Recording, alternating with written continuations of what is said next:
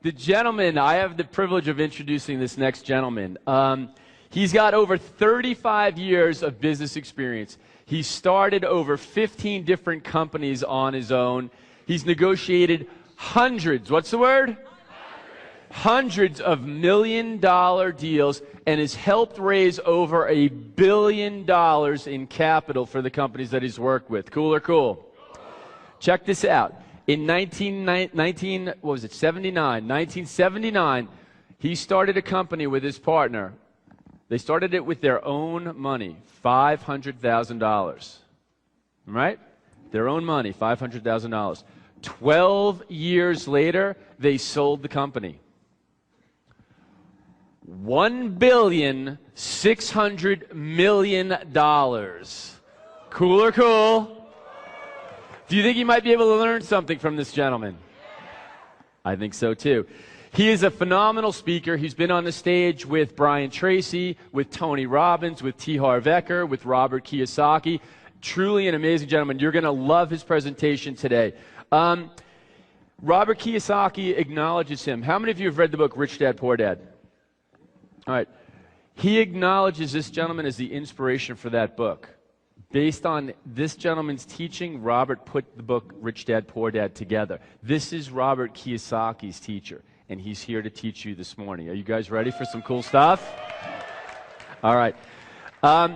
He loves taking the theory and all the business strategies and skills that from out here and all over and bringing them down into concrete terms so that you can get started. How many of you are in business right now? And how many of you would like to take that business to an entirely new level? All right.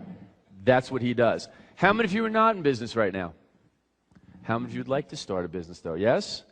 Starting from scratch is something that he does also. You know, taking any business or any person and getting them into cooking them up with the strategies, the skills, all the technologies that they need so that their businesses will zoom and soar is exactly what this individual does. And aside from being a presenter and starting mega businesses and being a phenomenal entrepreneur and a teacher, he's also an amazing author. So please help me give a huge round of applause for Mr. Keith Cunningham!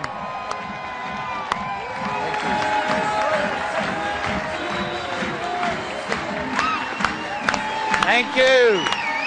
Thank you. Thank you. Thank you. Thank you. Thank you. Thank you. Thank you. Thank you. Thank you. Thank you. Thank you. Thank you.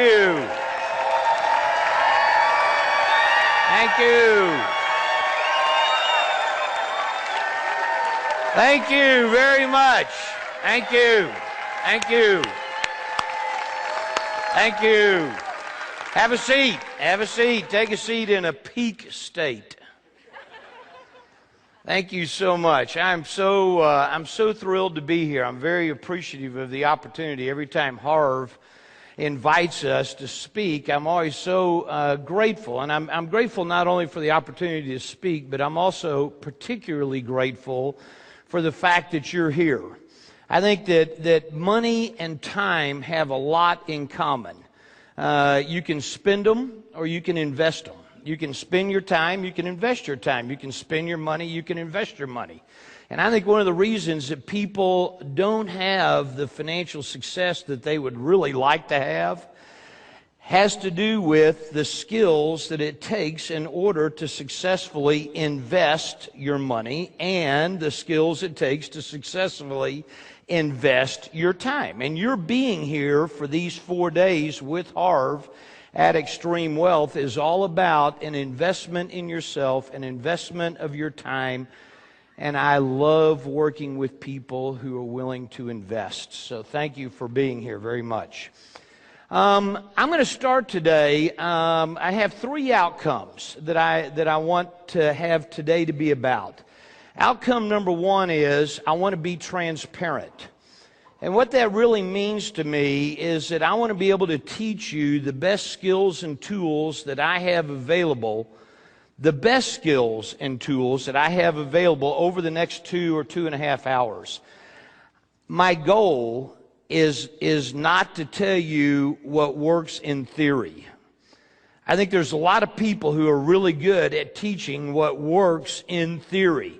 Sadly, it doesn't work in the real world. I mean, I think you have, if you're gonna get coaching, if you're gonna get teaching, if you're gonna learn from somebody, then for goodness sakes, let's learn from somebody who's actually been there, done that. Let's learn from somebody who's eating their own cooking and not throwing up. And my experience is there's a lot of people who want to teach you something that will help them sell books and seminars and all that kind of stuff. But at the end of the day, you got to learn something, and you got to learn critical skills and tools in order to be successful with your life. So the number one outcome that I have for today is to be transparent. Second outcome I have for today is to cause you to run out of ink.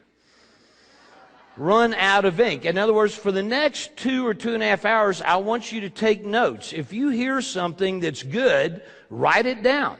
They've done all kinds of studies, and what they've found out is that if you write something down, you will remember it 500% better, or your memory goes up 500% than if you don't write it down. So always, here's a rule, write this down. Write this down, what I'm about to say. Think on paper. Think on paper. Get it out of your mind and get it onto a piece of paper. So the first outcome I have today is to be transparent, to teach you what really works in the real world. The second outcome I have is to teach you skills and tools to have you run out of ink. So take lots of notes. Third outcome that I have today, just so you know, is that at the end of my presentation, I'm going to be talking to you about an opportunity where you can continue your business education with me. So I'm letting you know up front that's something I'm going to be talking about towards the end. The educational programs that I do, just so you know, I have in excess of 615 different skills and tools that I've developed over the last 35 years of being in business. And think of it like a tool belt. I mean, I've got this tool belt that has over 600 different tools in it. So regardless of what the situation is that I encounter, I usually have a tool that will fit that particular problem. And the problem that I think most people have is they don't have a very big tool belt. In fact, most people only have one tool. You know what the problem is if all you have is a hammer? I mean, to the man with a hammer, everything looks like a nail. And so if you only have a hammer in your tool belt, you're constantly pulling out your hammer when what's required is not a hammer. What's required is a screwdriver or a saw or a level. So the idea is today I'm going to give you a half a dozen. That's about all I have time for in 2.5 hours. I'm going to give you a half a dozen of the best skills and tools that I have. And then I'm going to talk to you at the end about how if you'd like to have more skills and tools, there's a way to do that. I think what we've just handed out to you is a piece of paper. And on that piece of paper, I think there's two sides to it. We're going to look at the side of that paper that does not say rotoblock. Rotoblock is going to happen in a minute. We're going to look at the other side of that piece of paper. And what it's going to say, what that piece of paper says, is it's a game. And we're going to play a marble game. How many people in here have played the marble game before? Oh, good, a number of you. So you're going to have an opportunity to play it again. How many people in here have never played the marble game? Oh, good, you're about to have a great time. And it's going to go very quick, and then I'm going to pull some very important lessons out of the marble game. The way the marble game works is that I've got a sack, and in this sack there are 10 marbles. And I'm going to pull the marbles out right now. 6 of these marbles are green, and 4 of these marbles are clear. What's your name? Jennifer, will you come look at this, please? You see 6 green ones? Yes. You see 4 clear ones? Yes. Good. Watch. There they go. All right, they're in the bag. All right, will you hold the bag for a minute? Good. Now you can go sit down. Or you can come stand up here and teach this. All right, good.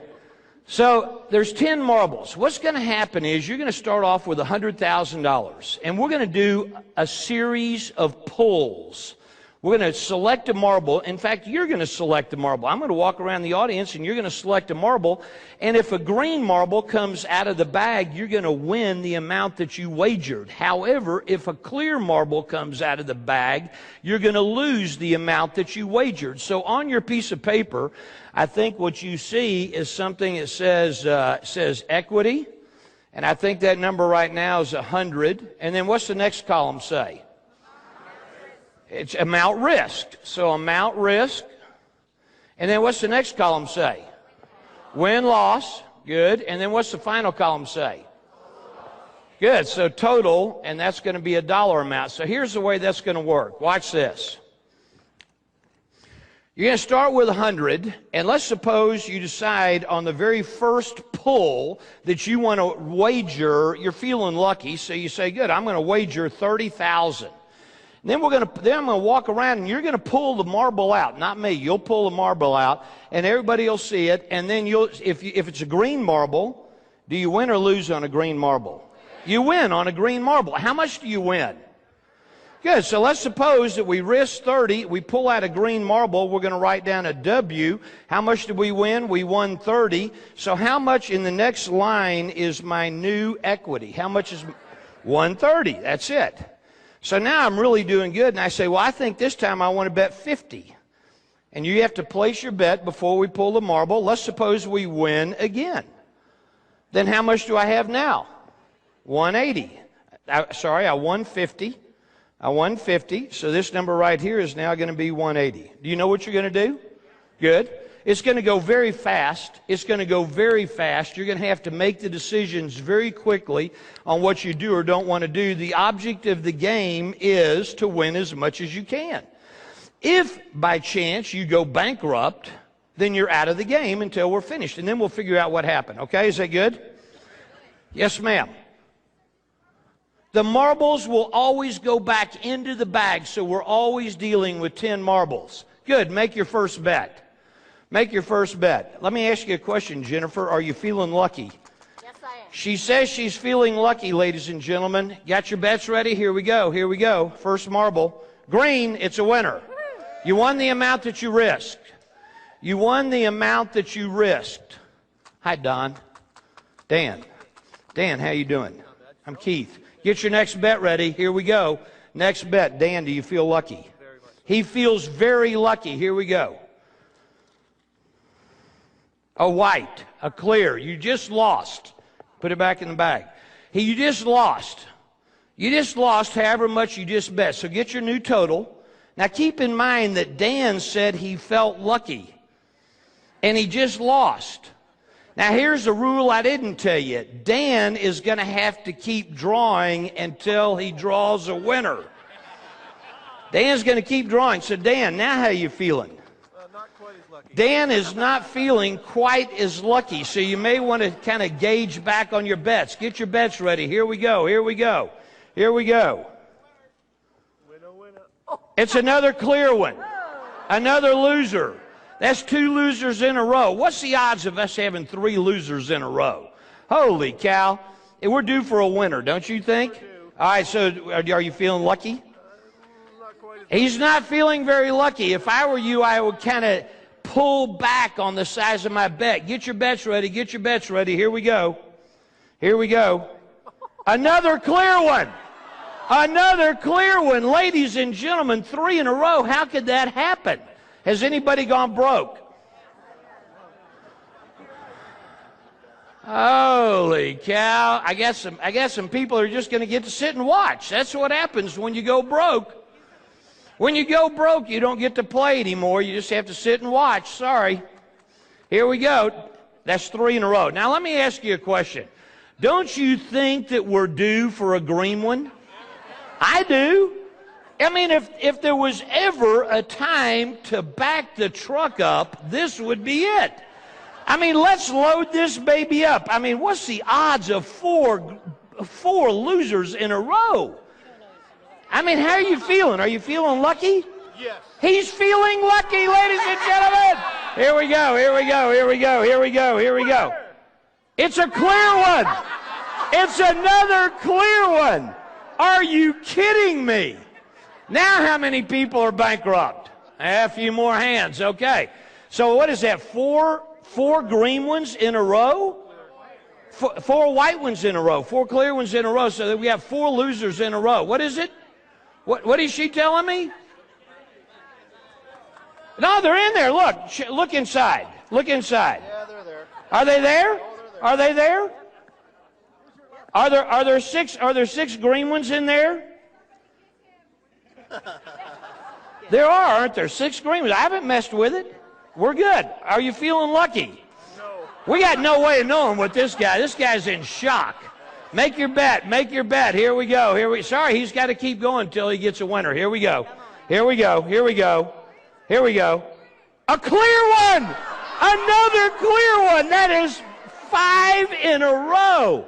Holy cow. How much money would y'all give me to go to somebody else? I mean, this is unbelievable. 5 bad ones in a row? Are you kidding me? She just said he never wins.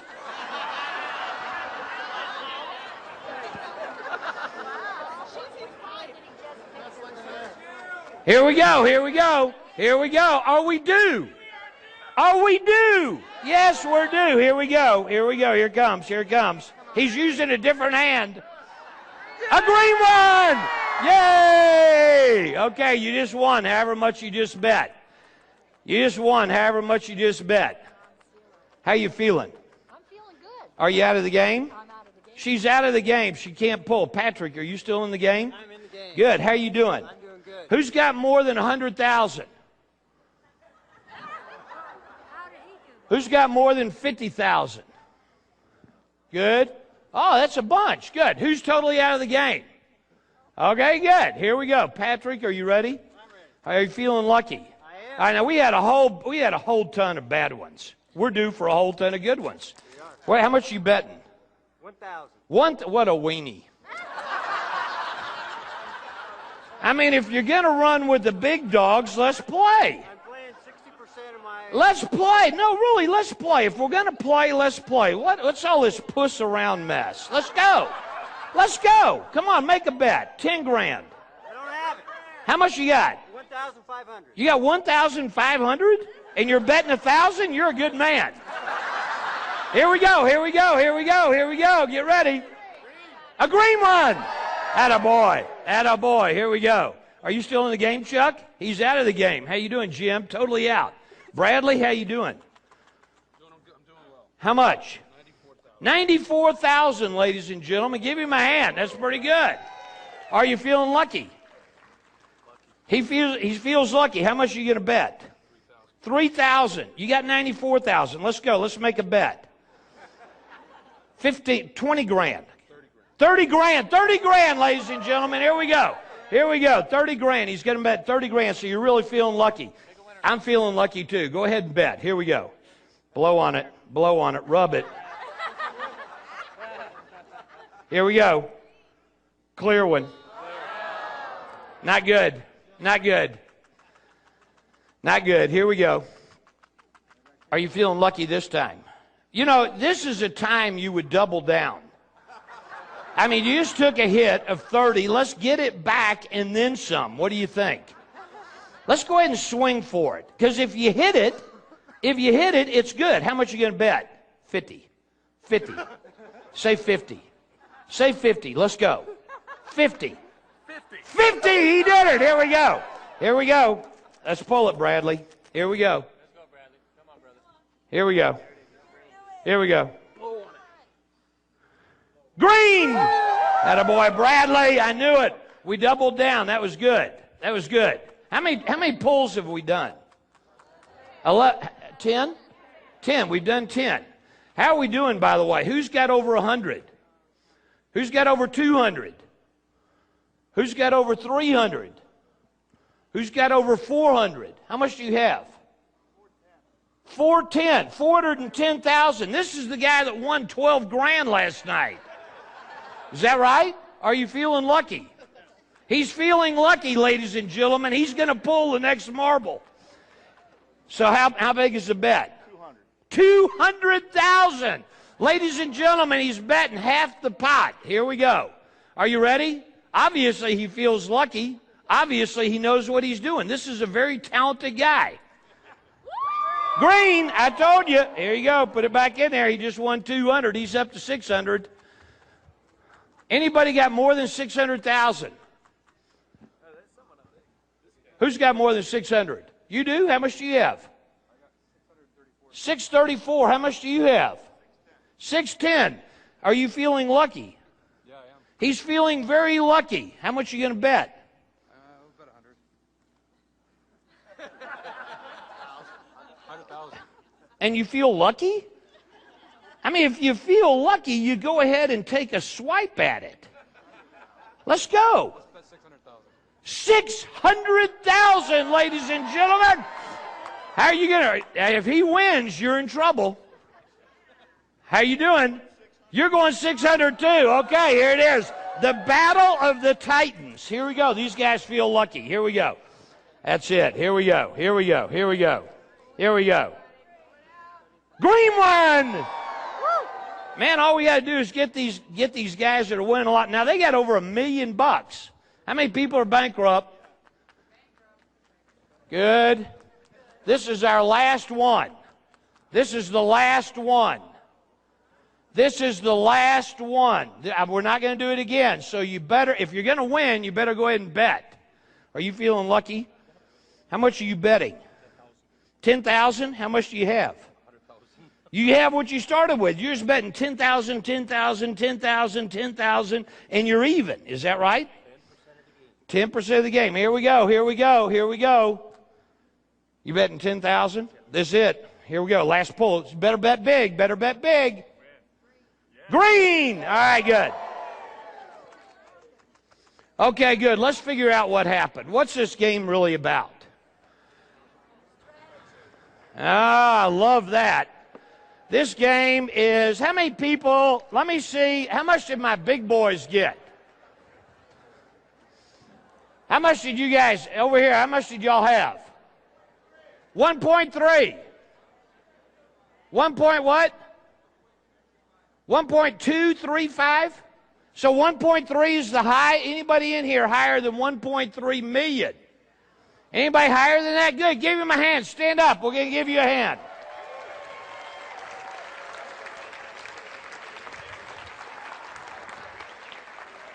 What? What happened? Hang on, hang on, hang on. Shh, shh, shh. 1 million? 10 million? 10 million. Wow, give her a hand. That is huge. 10 million. Where are, how many people have less than 100 but more than 0? Less than 100 but more than 0, good. How many people have 0? All right, that's good. And how many people have more than 200? Good, good. What was your strategy? Because somebody said it, and this is very, very important, and that's why I love this game. This game has a whole lot to do with strategies and emotions and all of that gibberish that I was doing, you know, talking about, okay, well, you need a, you know, bet big, and we've had 4, you know, white ones in a row, and, you know, if you're getting feeling lucky, then go ahead and pump up the volume, back the truck up, bet big. All that kind of stuff is just nonsense. And the truth is, there's people that are busy pumping you full of nonsense all the time. All the time. I mean, brokers are there to get your money, to get you, cause you to do a transaction. And the bigger the transaction you do, the more money they make. So brokers typically are there to get you to do a transaction, and whether you win or lose makes no difference to the broker. And my experience is oftentimes people wind up using their emotions instead of their intellect to make decisions. How many people at one point or another during the last 15 minutes made an emotional decision? I mean, might as well tell the truth. I mean, holy cow. I mean, it's only a game. Let me see your hands again. Let me see them. How many people thank you for your honesty. How many people during the last 15 minutes did not once did you make an emotional decision? I mean, you stuck with it, you stuck with it, you stuck with it. This is your plan. You will not deviate from your plan. Tell me your plan. I need a mic right here. Tell me your plan. So just a mic right up here in front. We're going to be doing a little talking. We're going to figure out what her plan is. What's your name? Marie. Give Marie a hand. Very nice. All right, Marie, tell me your plan. What was the strategy? Well, my strategy was to go in, like risk a chunk, because I didn't do a big chunk last night. I did a little, and I won a little, and the guy behind me got the jackpot. So okay. I didn't want that to happen. So what was your strategy? So go in with a chunk, but then the first loss, I reduced what I bet. Right, but what And was then your when strategy? I understand the plan. What was the percentages? Did you have percentages, or was it just kind of based on your gut? No, I actually was I took over 1/3. You what? My strategy was to go in chunks of about a third. A third. My So first you're bet betting was a third 40. of your money. Is Yeah. that right? Yeah. Good. Now let me give her a hand. But when it went on a loss, I did not. I bet 10% Okay, so on a loss. every time there was a loss, you reduced your bet. I did. Is that right? I did. All right. And some people, every time there was a loss, they increased their bet. Let me give her a hand. Very nice. Let me ask you a question. How in the world could we get this many different results? I got people in here with nothing. I got somebody in here with 10 million. I got a couple people with over $1 million. I got about half the room that's got less than 100. I got more people that have got more than 100 but less than $1 million. How in the world could that happen? We all were playing the exact same marbles. It was the exact same marbles. Every time a green one came out, it was green for you, green for you, green for you. Every time a clear one came out, it was clear for everybody in the room. Do you know what dictated your results? Yes, the size of your bet. The size of your bet. It's called a position. How big of a position did you take? And I agree with Harv, how you do anything is how you do everything. And my experience is how people play this game usually is a reflection of how they play in real life. Only people usually play this game better than they do in real life. The truth of the matter is that if you wound up with over probably 250,000, or if you wound up bankrupt, you got the same problem. I'm going to say that again. If you made a ton of money or you went broke, there is no difference in the mentality of those two people. The people who made a ton of money, the people who went broke, they got the same mentality. There was no way in this game to make a ton of money unless you used your emotions. You bet, you got lucky. And I think there's a lot of people out there in the world who are getting lucky. I think there's a lot of people that got lucky in real estate over the course of the last 3 or 4 or 5 years. And then in the last 6 months, all of a sudden, all those people who got lucky are busy giving that money back because they got lucky. They just had, I'm not saying they didn't do anything. They bought real estate and then real estate went up in value, but they didn't do anything to create that increase in value. This is a game where if you made a ton or if you went broke, the only difference was whether you did or didn't get lucky. That's the only difference. But the only way you could have 10 million is if you made some huge bets. How many people in here at least once bet it all? At least once. You bet it all. Now, why in the world would you do that? Why in the world would you do that? That's a crazy thing to do. I know the game was about over, and people do that sometimes. So when there's a clock ticking, all of a sudden their emotions kick in, and they say, oh, well, it's just a game. I want to see how much I could end up with. And instead of using their brain, they use their glands. And my experience is most people are glandular investors. Most people are glandular in their business decisions. I will tell you this, write this down. This will be one of the things you write down. Business is an intellectual sport. Investing is an intellectual sport. And the people that do the very best at it are the people who use their intellect, who use their brain and not their emotions, not their gut, not their intuition. Look, I'm great with gut feelings, if the gut feelings are based on something. So if I ask you the question, all right? I've had these heart problems, and I'm feeling like I've been told I need open heart surgery. Would you just kind of go in and do open heart surgery on me and just use your gut, use your intuition? I mean, that's what people are doing all the time. They're going in and they're asking somebody to use their intuition or their gut on something that doesn't respond well to gut kinds of things. Business and investing is the same way. I would rely on Michael DeBakey's gut. If I went to Michael DeBakey and I said, you know who he is?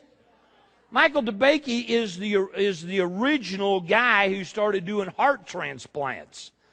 I mean, he's one of the first two people who did heart transplants. This guy's done over 50,000 open heart surgeries. So if I went to Michael DeBakey and I said, Michael, just look, I got these heart problems, use your gut, I would be willing to rely on Michael DeBakey's gut. Why? Because his gut and his intuition is based on experience as opposed to emotions. In this particular game, and the reason I love to play it is because there's so many, I could teach about this game for 3 or 4 hours. But in this particular game, where's my guy over here that bet 10,000, 10,000, 10,000? Bring him a mic real quick, okay? What's your name? What? Real. Did you say real or real? Real. Good. I'll call you Real. Is that better? Give him a hand. Give him a hand. Real, stand up. Stand up. Real, what was your plan in this game? My plan was that I would bet 10% of the total take. There was 100 grand on the table. Only play with 10% of the available money you had. All right, good. And so at the end of the game, how much did you end up with? 110,000. He wound up with 110,000. How many winners did we have in this game? No, how many green marbles?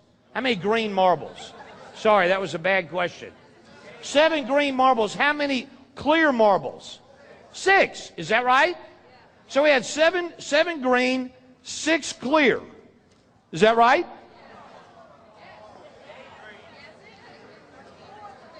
Was there one more green than clear? Yes, that would be true, which is how he wound up with 110,000. Now, if he's betting 10%, by the way, that was very nicely done, because, number one, could he ever go broke by only betting 10% of what he made? No, he could never go broke. Because if he got down to 50,000, then how much was your low point? 70,000. 70,000 was his low point, so at that point you were betting 7,000, is that right? I kept it at 10,000. You kept it at 10,000, 10,000, 10,000, which is okay, but would it have been possible in this game for there to have been 10 clear marbles in a row? Oh, yes. Is that possible? Yeah, it is. So under your theory, you were still exposed to some risk. Did anybody, don't sit down, I'm going to come back to you. Did anybody in here use just a percentage? Good, right there. Yes, stand up. We're going to bring you a mic. Hang on, leave this mic here. They're going to bring you a mic right now. Yeah, good, tell me. I did exactly the 10%, and it finished at 103. That wasn't exactly, I rounded a bit, so I went from, I was down at 77,000, I bet. And how much did you end up with? 103. 103. So by doing 10%, rounding a little bit, you wound up at 103. You wound up Real at 110. Is that right? Correct. Now I want you to think about something. There's 2 things. Give both these guys a hand. Thank you. Thank you. I want you to think about something on this game. The game took how long? 15 minutes? 15 minutes there's 4 of those in an hour. Let's suppose there's 8 work hours, so that's 32 15-minute chunks. Suppose every 15 minutes you could make a 10% return on your money. Now see, here's what happens. People get all enamored with this idea of making 10 million, which I'm glad you'd made 10 million, but the truth is you got lucky. It's the only way it could have happened. You don't make 10 million in this game with 7 winners and 6 losers. You don't make 10 million in this game unless you guessed right. And you don't go broke in this game unless you guessed wrong. So, but the truth is, if you made a ton or you lost it all, either way you were guessing. And what's required to be successful in investing, what's required to be successful in business is take the guesswork out. Now here's the whole problem. Real had this problem. This guy, I'm sorry I didn't get your name. Clay. Glenn. Glenn and Real, and where are the rest of the people that did a percentage or a fixed amount? Good. Here's the problem. They were bored out of their skull. That's the whole problem. And nobody wants to be bored. And so what we do is we say, oh, well, this is the last one. Well, we've had 3 bad ones in a row. You know, I know I'm supposed to be doing 10%, but boy, we've had 3, 4, 5. We've had 4 bad ones. We've had 5 bad ones in a row. I'm going to load up. And that makes it fun. It makes it exciting. So here's the problem with all those people who bet a percentage. Every one of them, number one, had more than they started with. If you bet a percentage or a fixed amount and didn't change, you wound up with more than you started with. In this game, you had to. Here's the problem they all faced. Boring, boring, boring. I'm going crazy. Hurry up. I hate this.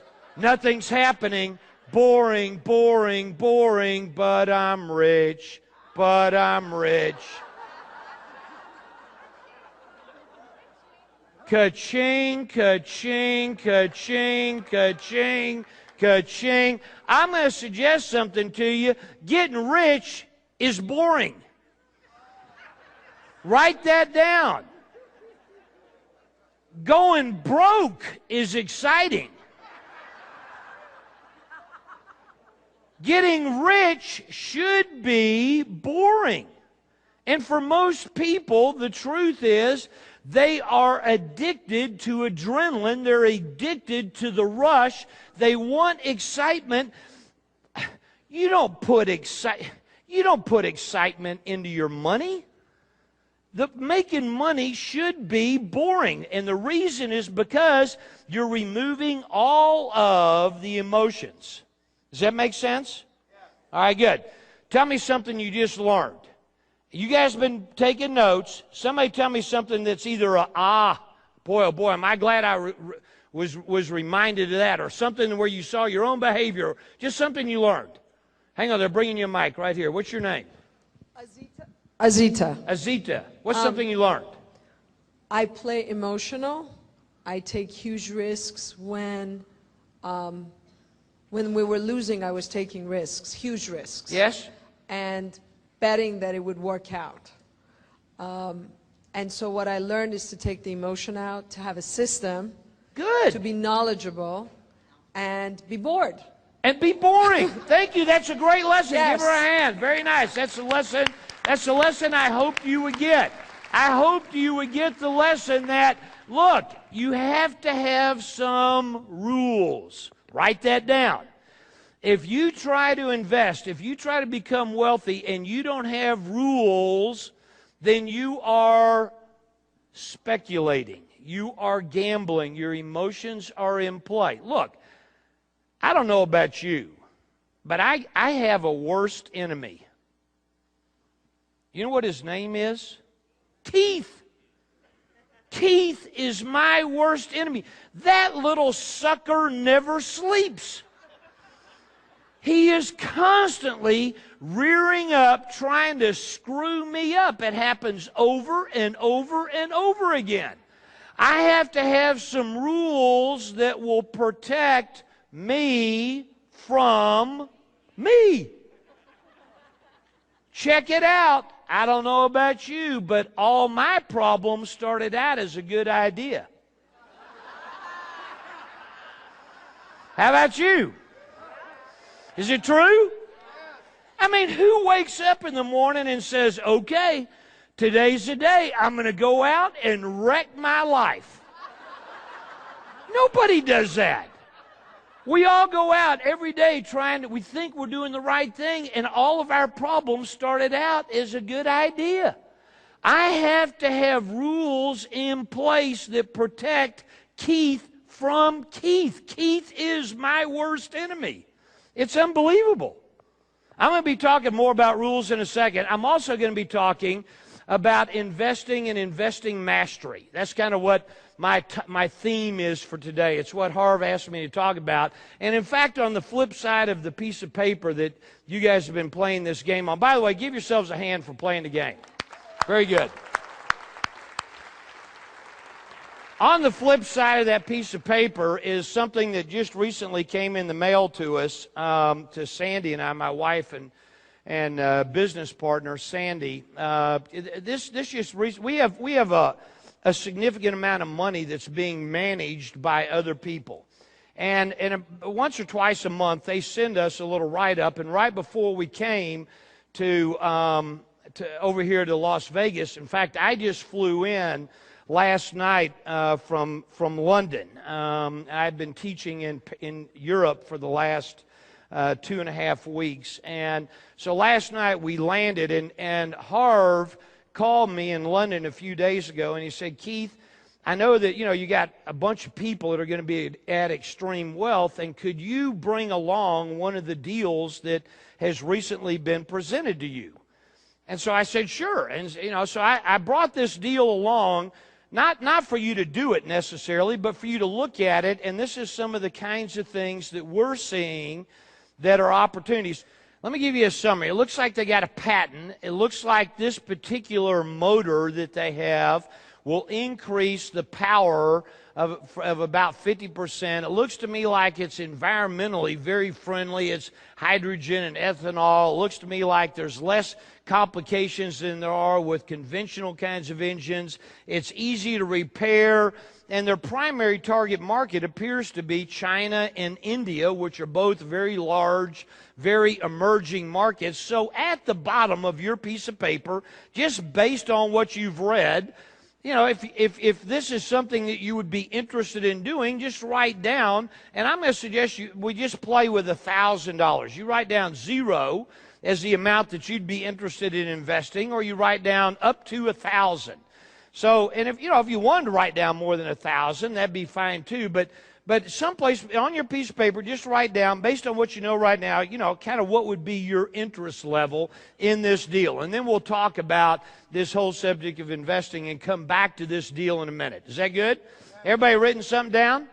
Good. All right. Someplace between 0 and 1,000. If you're a high roller like these guys back here and want to bet, more, then you could do that. But 0 to 1,000. All right. I believe that one of the biggest problems that people have when it comes time to make decisions, particularly around the subject of money, is that they don't take time to think. I mean, what most people do when they think about thinking is that they yawn and get ready to take a nap, as opposed to really doing thinking. I was hired in the early 1970s by two guys who became my mentors, and when they hired me, what they said is, Keith, we promise you that over the next 2 years, we will teach you everything we know. These guys were very, very successful business people. And they hired me as their protege to learn and carry their ball. So the very first thing I said I wanted to do was learn. And then I started, after I learned and I practiced a little bit, then all of a sudden I had some competence. I had some competence and was able to actually start doing deals on my own. By 1980, 81, 82, I had made an enormous amount of money. I was very successful. Literally had millions and millions. In 1982, I was 32. So for those of you doing the math, it's 2007, so I'm 57. So in 1982, I'd made an enormous amount of money. We were very successful, and I was buying a business. I was buying another company, and I was raising money for this deal. And who I was raising money from is an investment bank named Drexel Burnham. Now, Drexel Burnham was the kind of the king of investment banking in the 1980s. And kind of like Goldman Sachs is today, but back in the 80s, it was Drexel Burnham. And Drexel Burnham was the inventor of something called junk bonds. Junk bonds is debt that is very low quality debt, but it's how in the 1980s, T. Boone Pickens and Carl Icahn and all these, Ivan Boesky, were all busy buying companies, and they were the corporate raiders. Well, in the 1980s, I was buying a business. The business price was $140 million, and I went to Drexel Burnham, and I said, could you guys provide the financing in order to allow me to buy this business? And Drexel Burnham said, yes, we would love to provide the financing, Keith. You got the track record. You got the experience. We'd love to help you raise this money. The deal is totally buttoned up. Everything is all ready. The paperwork has been prepared. We're within a matter of maybe a week of funding this deal and closing the transaction. And my guy in New York, whose name is Leon said, Keith, there's only one final hurdle. The hurdle is that you need to go and fly to Los Angeles and meet with Mike Milken. Now, Mike Milken in the 1980s was the father of junk bonds. He was like incredibly well known in the Wall Street financial world.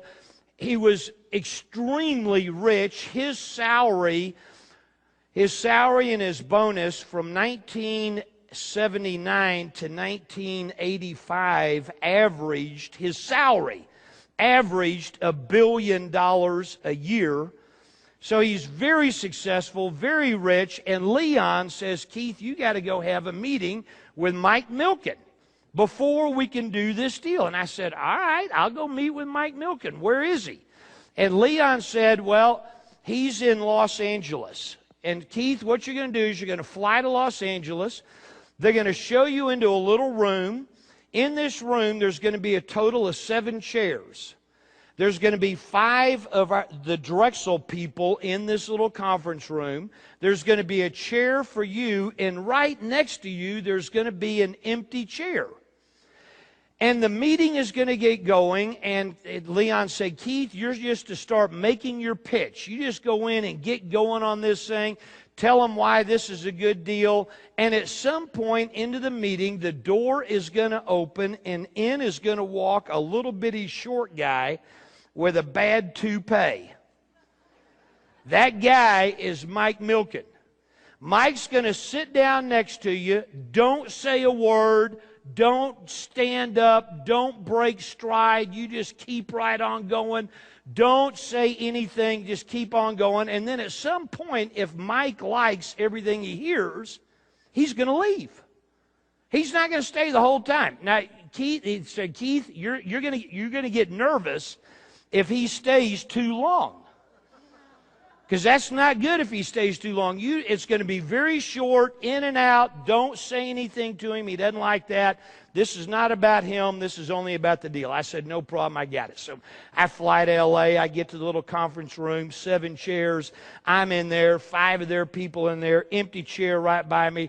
The 5 people say, okay, let's get going. Man, I am rolling. I am smoking. I'm telling them why this is a good deal, about competition, about market value propositions, competitive advantage, management teams. I am cooking. The door opens. In walks this little bitty short guy with a bad toupee. He sits down right next to me. I don't break stride. I just keep on going. And I go for another 5 minutes, and the door opens again. They didn't tell me that was going to happen, so I stopped. I turned around, I looked at the door. This guy sticks his head in. I said, I'm sorry to interrupt. Mike, we have to have a decision on the takeover of Gulf Oil. I went, whoa, that's a big deal. Mike Milken, who's sitting right next to me, says to me and the rest of the room, he says, I'm sorry, give me 1 minute. Mike Milken opens his little day timer, turns a page, and says this: the next time I'm scheduled to think is from 3 a.m. to 5 a.m. on Thursday morning. You will have an answer at 5 a.m. I went, whoa. These boys are playing at a whole different level. You know what I mean? I mean, first of all, they're scheduling time to think. Are you kidding me? I've never done that in my life. I'm a gunslinger. I'm a ready, fire, aim, like this woman said over here. That's kind of how I did it. And I said, whoa, here's a guy who's obviously very smart, very successful. He's made a ton of money, and he is scheduling time to think. Not only that, it's from 3 a.m. to 5 a.m. in the morning. So I sat there and I opened my little notebook and I said, note to self. Schedule time to think. Now, let me ask you a question. Has anybody in here besides me ever learned something and then forgot to use it? Yeah. That's what happened to me. So here I am. I buy this company. I mean, I'm hot. I'm on a roll. Everything is good. I start buying real estate. I'm loading up with debt. And pretty soon I got hundreds of millions of dollars of debt. The economy started turning. And the liquidity, kind of like it is today, got drained out of the market, only it was worse. And ultimately, I couldn't sell any of the assets that I had, and my assets kept going down in value, but my debt stayed right here. So for a while, I was like this, worth a ton. And then pretty soon, I mean, here's my debt, and here's my assets, and I'm going, boy, this is getting worse and worse and worse. It reminds me of W.C. Fields said one time, I sure hope I break even on this deal. I really need the money.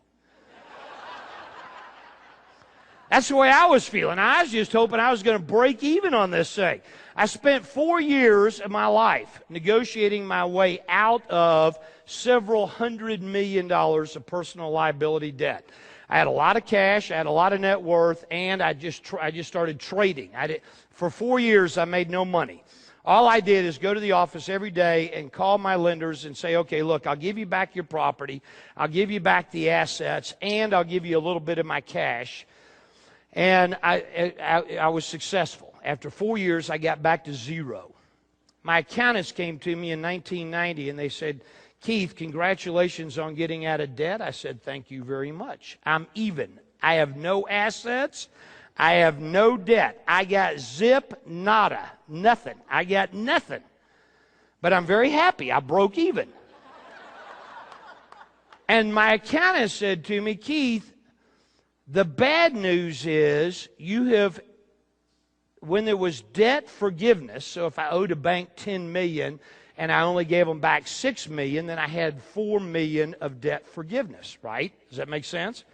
They said, Keith, the bad news is that debt forgiveness is phantom income to you. I said, all right, so what? They said, well, you owe taxes on that phantom income. And I said, well, I didn't ever get the money. They said, we know. That's why it's called phantom. I said, well, how big is the problem? They said $9 million. You owe the IRS $9 million. I said, well, I don't have that much anymore. I used to have it, but then I had to solve all these other problems. I said, I tell you what, let's do. Since it's phantom income,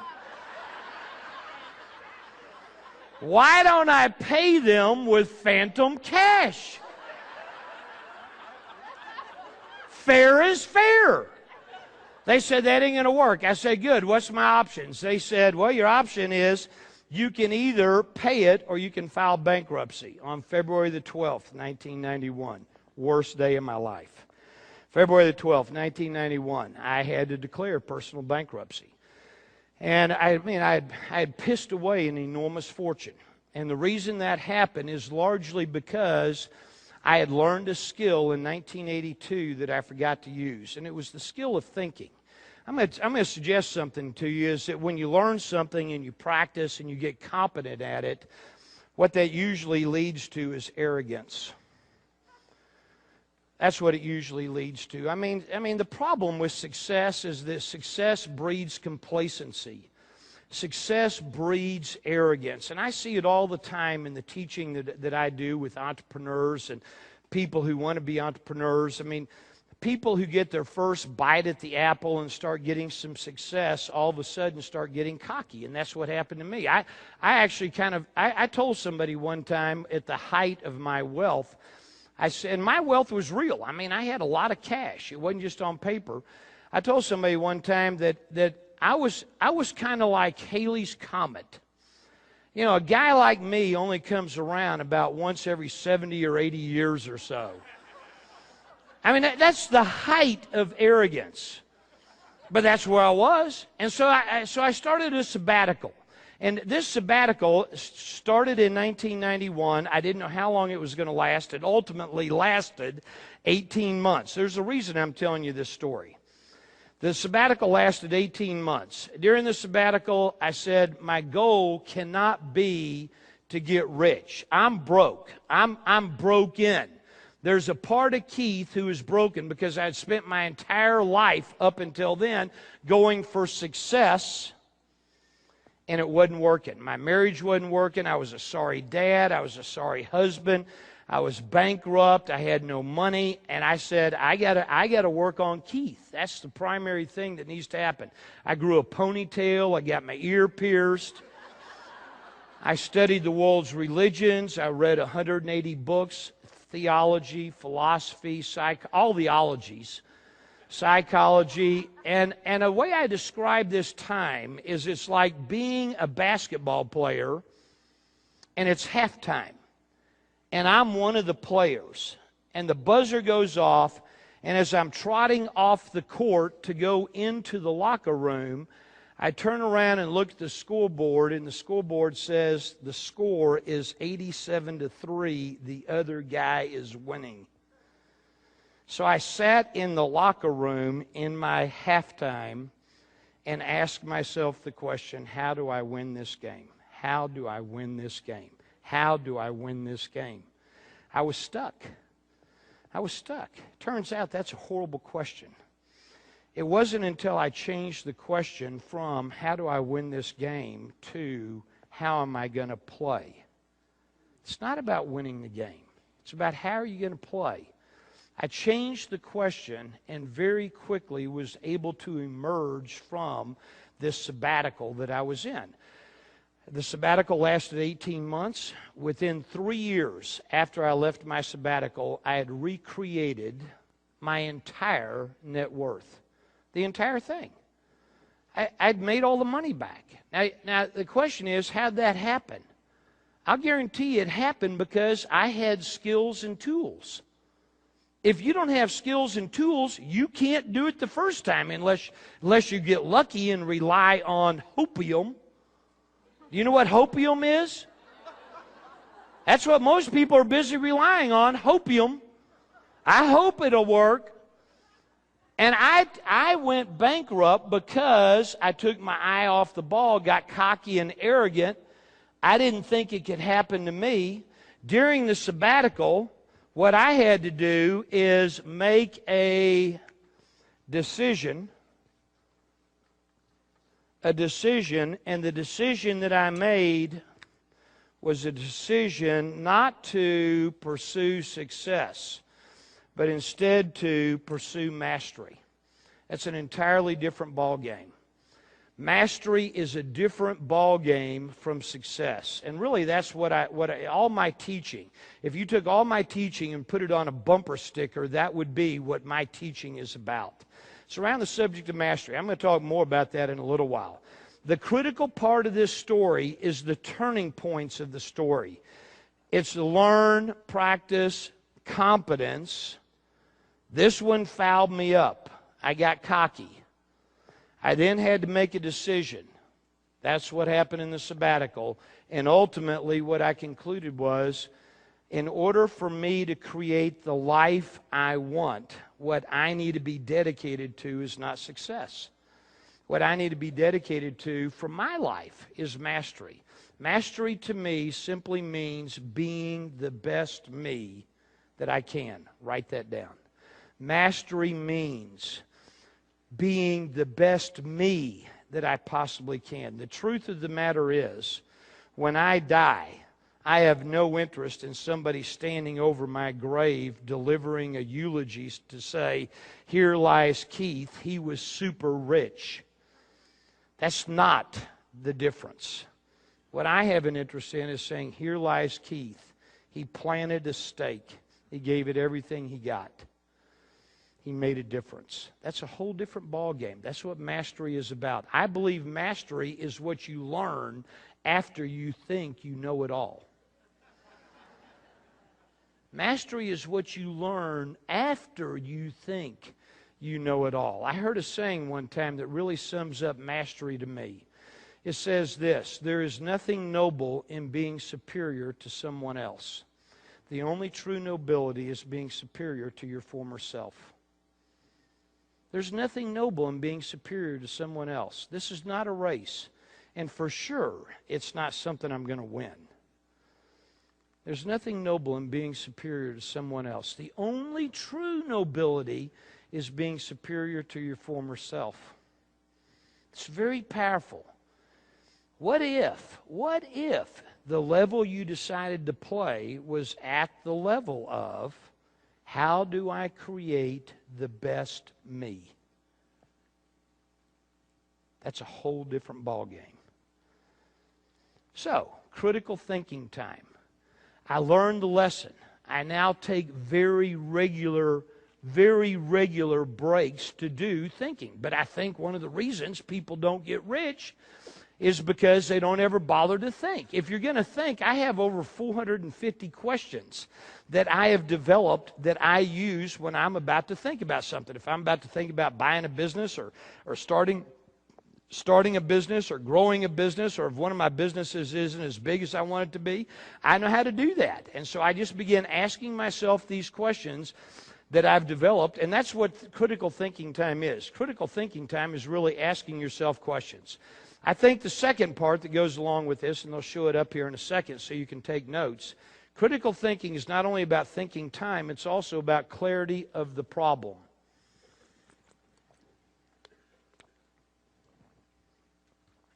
Clarity on the problem. What is the problem? Here's the way that looks for me. Can y'all see this okay? Are they getting it up there? Okay, good. All of us have an is line in our lives. There's something that is. And I think one of the problems that people have is they rarely tell the truth about what is in their lives. People don't tell the truth. I mean, think about it. When's the last time you truly told yourself the truth about anything? Not only that, we don't even have people around us to tell us the truth.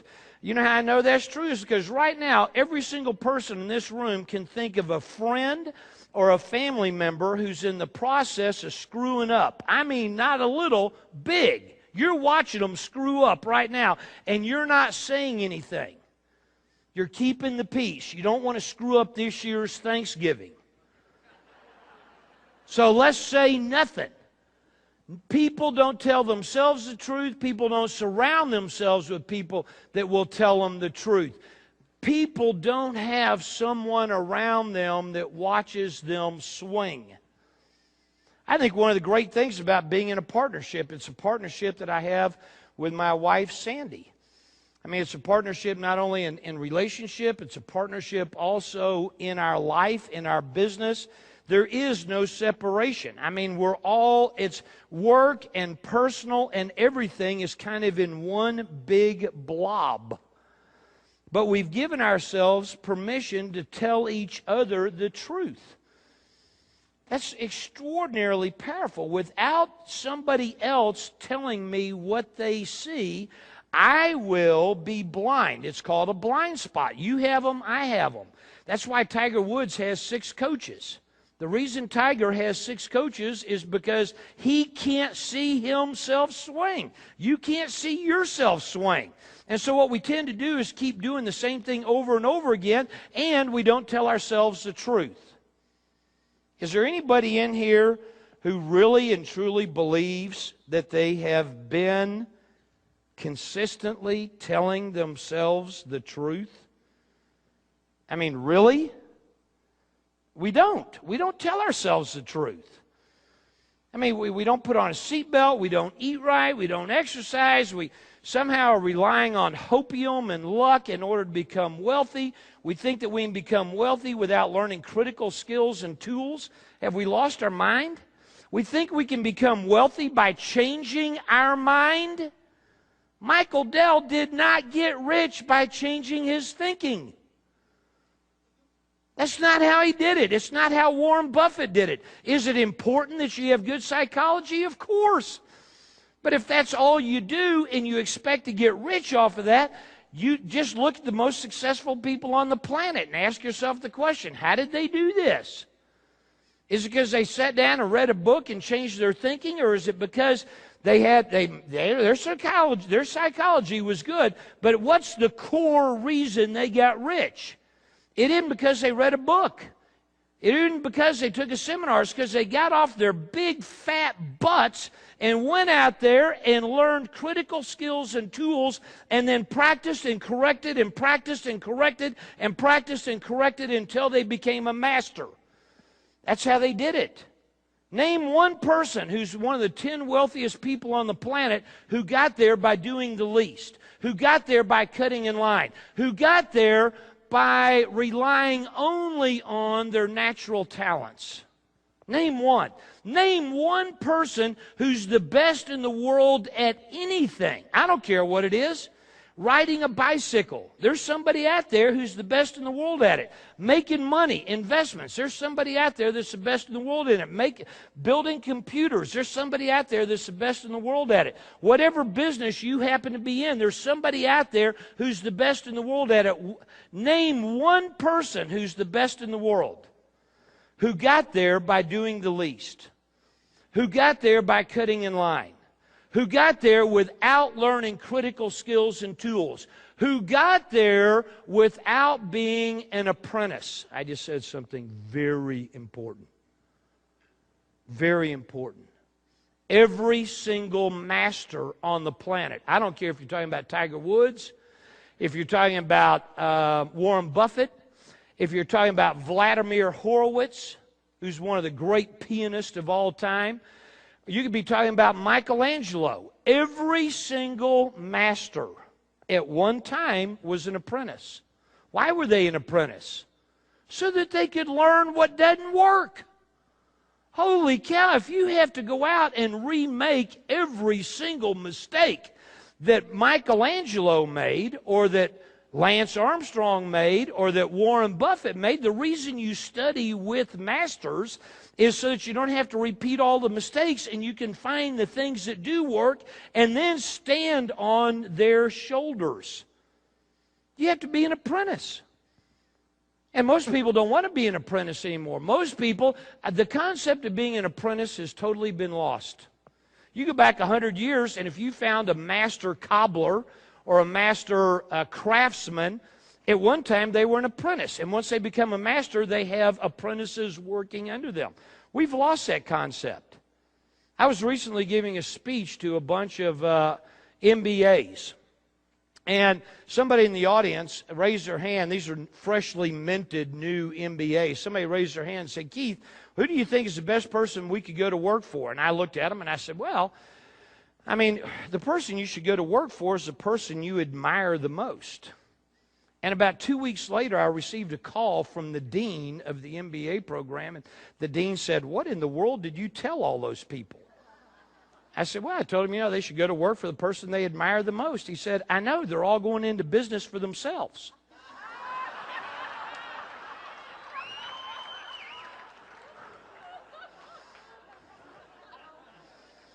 You got to tell the truth about what is. If you don't have skills and tools, you can't be hacked off that you're not accelerating your pace to what you want. So telling the truth about what is. So we all have an is line. We also all have an ought line. An ought line. Is and ought. Ought is the way we would like for it to be. Is the way it is. What's the difference between is and ought? What's the difference? What do we call that? Yeah, we call that the problem. The difference between what is and what ought is what we identify as the problem, right? Hello? Yes, that's the way we do it. So what I want you to do on your piece of paper right now, nobody's going to look at it. Nobody's ever going to see it. I'm not going to call on you. You're not going to have to turn around and share with your neighbor. So here's an opportunity to tell the truth. What I want you to do is write down on your piece of paper one of your top 3 problems. Now watch, here's how you do it. Here's what you do. Watch me. You get your pen and you cover it up so nobody can see it. And you write really, really, really small so nobody can see it. But you're not going to have to think about this. Everybody in here knows what one of their top 3 problems is. 10 seconds. Write down one of your top 3 problems. 10 seconds. You already know what it is. You don't need to think about it.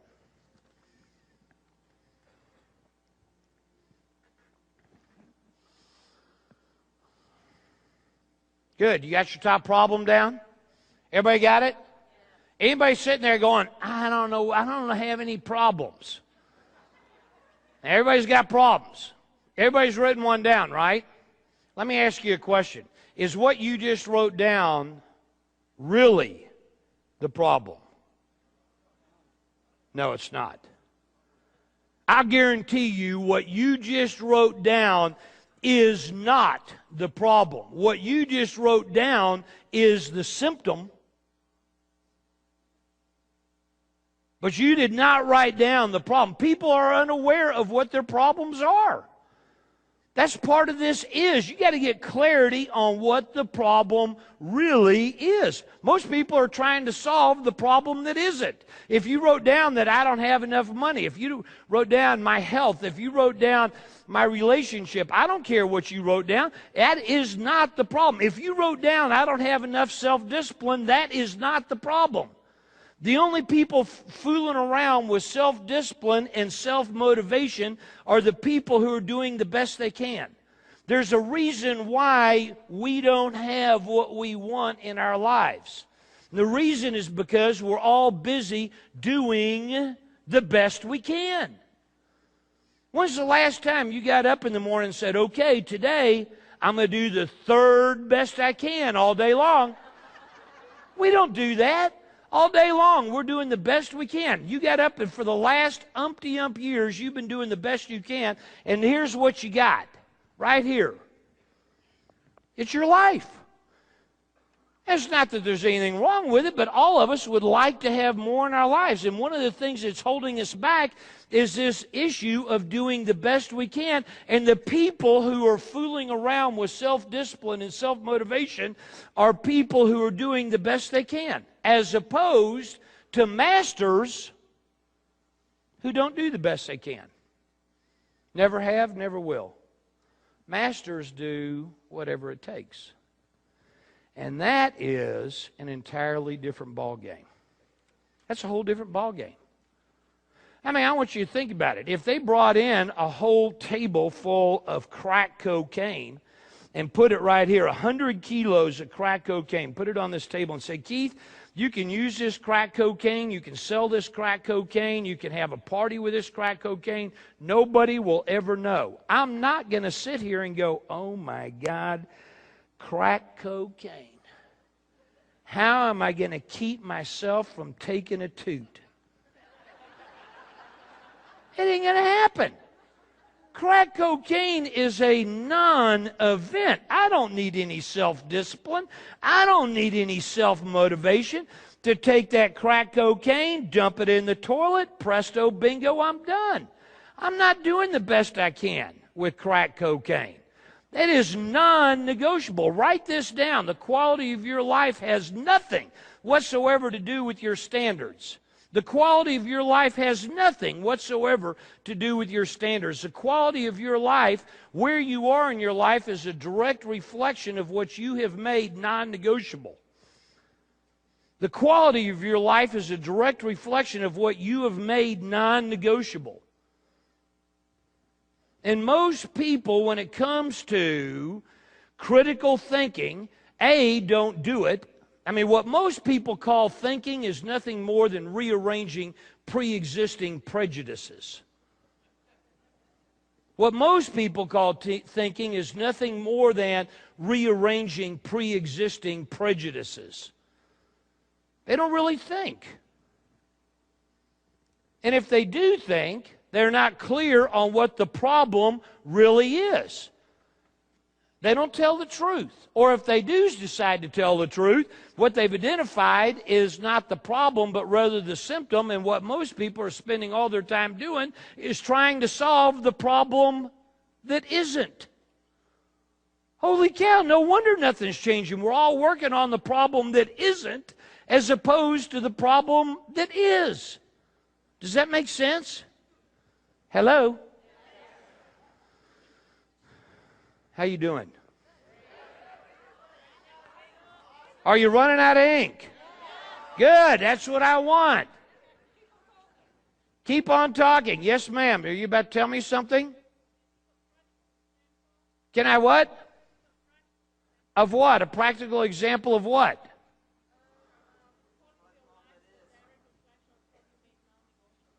The quality of your life is a direct reflection of what you have made non-negotiable, not your standards. Everybody I know has high standards. Do you know what the problem is? The problem is exceptions are the enemy of excellence. That's the problem. Exceptions are the enemy of excellence. That's not Keith, that's Aristotle. Aristotle said that. We wind up running our lives with exceptions. We don't plant a stake. What's your name? Ming. Ming, watch. We don't do this. I will not tolerate exceptions. We don't do that. We don't even want to commit. You know why we don't want to commit? Because you can't commit if you're still looking. We don't want to stop looking. We want to keep all of our options open.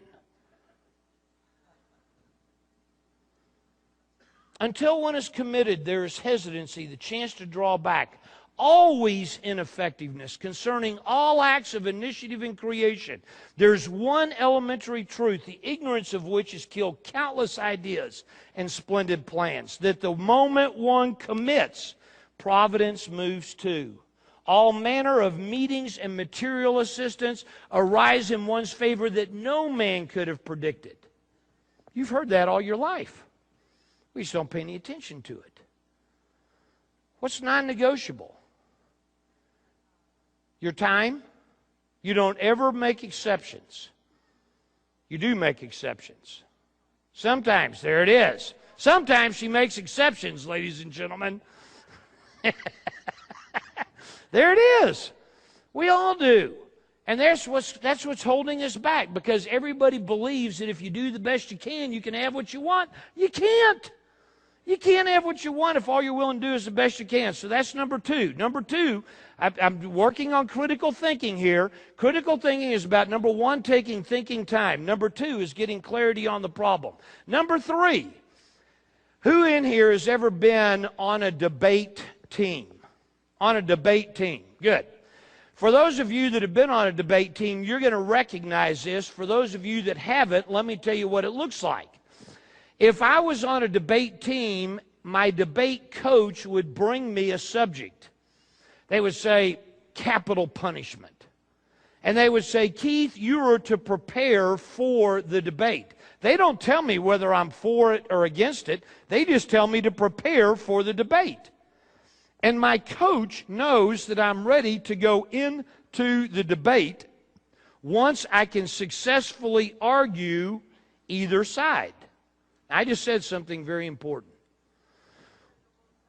You got to be able to argue both sides. You got to be able to win the debate arguing for and be able to win the debate arguing against. And once you could win the debate by arguing either side, now you're ready for the debate. The same thing happens with business decisions, investing. All of that is the same. Most people get anchored to a certain way of thinking. They start seeing what they want to see that supports their previous conclusion, and they begin seeing only the data or only the information that reinforces that. And what I tell people is this. Get ready to write this down. You have to take some notes on this. The quality of your investment decisions. The quality of your investment decisions is a direct reflection. The quality of your investment decisions is a direct reflection of the number of competing thoughts. The quality of your investment decisions is a direct reflection of the number of competing thoughts you can simultaneously entertain. The quality of your investment decisions is a direct reflection of the number of competing thoughts you can simultaneously entertain. Before you decide to invest, what you got to do is have some conflicting thoughts. Why should you do it? Why shouldn't you do it? What could go right? What could go wrong? And most people, when they get ready to invest, don't ever have those kinds of internal dialogues. They don't even think about it. Most people get blinded and they say, oh, God, I love the idea. And so they start moving towards that idea as opposed to saying, well, wait a second. Could something happen? Could something go wrong? Could this thing turn out to be a mess? Most people never even bother to think about it. So that's number 3. Have a debate. Have conflicting thoughts. Number 4. This is critical thinking. Number 4 is anytime you're using your emotions, rest assured that you're thinking about the idea, the brilliance of the idea. So it's actually on this. It'll come up in a second on the screen. So emotions equal idea.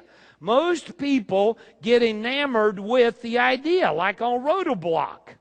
They get enamored with the idea. Holy cow, here's this engine, 50% more horsepower, and it's more energy efficient, and it's going to these emerging markets. It's not as complicated. Boy, what a great idea. I'm going to tell you something. Pay very close attention.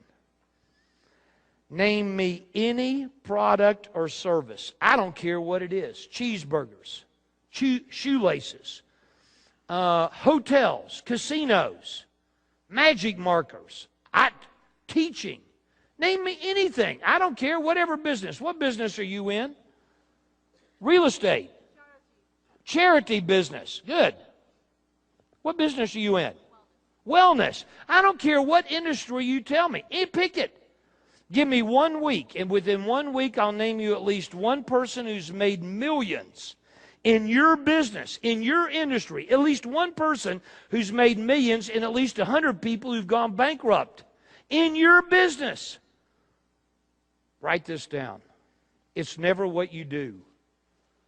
It's how you do it. Your success, your wealth will never be dependent upon what you do. It will always be dependent upon how you do it. Some of you have heard me. Who's heard me speak before? Oh, bless you. So, thank you. I've used this example. I love this example. Think about if you were going to leave here and this next week there was going to be an anniversary, a birthday, a celebration, there was going to be a raise, you just closed a big deal, made a ton of money. Something was happening where you decided to go and eat out. You can think of the restaurant that, boy, oh boy, if you were really going to blow one out, this would be the restaurant you would go to. You know which restaurant? Everybody in here thinking of a restaurant? Yeah. Nobody in here is thinking about McDonald's. Nobody. Nobody's thinking about McDonald's, and yet nobody has made more money in the history of mankind in the restaurant business than McDonald's. Let's take a hard look at the product. It sucks. It tastes like poo-poo. Their French fries are pretty good. The product is intergalactically horrible. The worst food on the market. And yet nobody's made more money in the history of mankind. Not only that, if you eat enough of it, it'll kill you. Right? So here's McDonald's marketing plan. Let's serve truly crappy food to our customers, and if our customers eat enough of it, we'll have no customers. It's not about the product. Can you make a lot of money in cheeseburgers? Of course you can. Can you go bankrupt in cheeseburgers? Of course you can. Can you make a lot of money in real estate? Of course you can. Can you go bankrupt in real estate? I mean, the list goes on and on and on. It's never what you do, it's how you do it. And so the whole idea then is using your intellect, what you're going to be focused on is less about the idea and more about the execution of the idea. Execution, management intelligence. Who knows how to actually implement this idea? So this is part of critical things. So I've talked about think time. I've talked about getting clarity on the problem. I've talked about having a debate and some conflicting thoughts. I've talked about don't use your glands. Don't invest money based on the idea. Invest money based on your intellect. And the reason most people have to rely on their emotions. Who in here has ever invested money and lost some or all of it? Look around. Look around. How in the world did that happen? I'll tell you how it happened.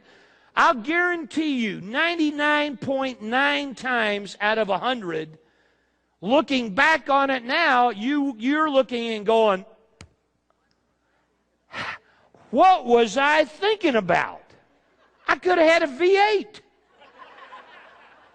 We look back on it in hindsight and we can see that it was an emotional-based decision to invest the money. And the reason that most people have to use their emotions to try to make money is because they don't have the skills and tools. Holy cow, if you don't have the skills and tools, you have to use your emotions. You got nothing left. You take a look at all the money that you've lost. Think about this. If you still had all the money that you lost, where would you be right now?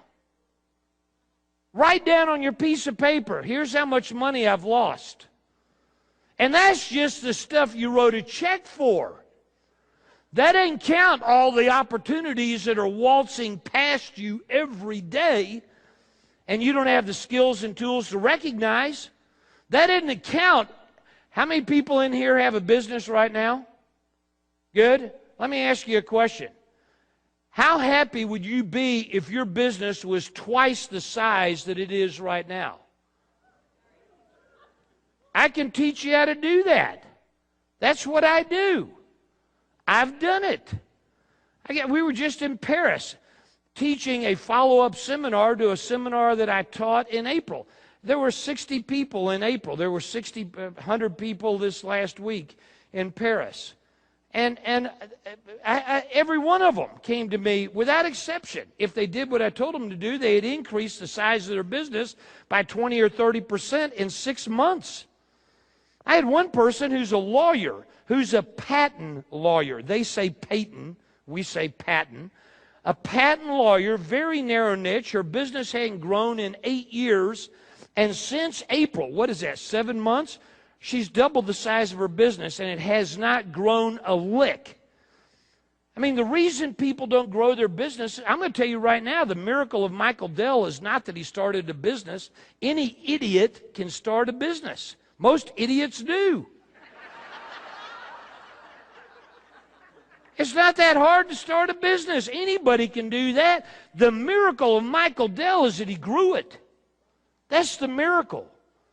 If you're in business and you don't know how to grow it, if you don't know the next step, if you don't know how to raise money, if you don't know how to hire people and get a talent, how many people in here have the thought that customers are number one? Customers are number one. I guarantee you your business isn't growing. If it is, it's temporary. Customers cannot ever, ever, ever, ever, under any circumstances, be number one. You make customers number one, and you're going to not be in business very long. Your business will not grow. What's required is not customers number one. Employees have to be number one. Indifferent people deliver indifferent service. You know why most businesses aren't growing? It's not because they're not adding new customers. It's because they're not keeping the customers they got. Let me ask you a question. How big would your business be if you still had every single customer that had ever tried you? How big would it be? It'd be freaking enormous, wouldn't it? It'd be double, triple, 10 times the size that it is right now. If you still had the problem is everybody's focused on the wrong thing. The reason they're focused on the wrong thing is because they're not learning the critical skills and tools that will allow them to be successful. So therefore, they have to rely on their emotions instead of their skills and tools. Masters have rules. Masters always, always, always have rules. I got 21 investing rules that I have that protect me from me.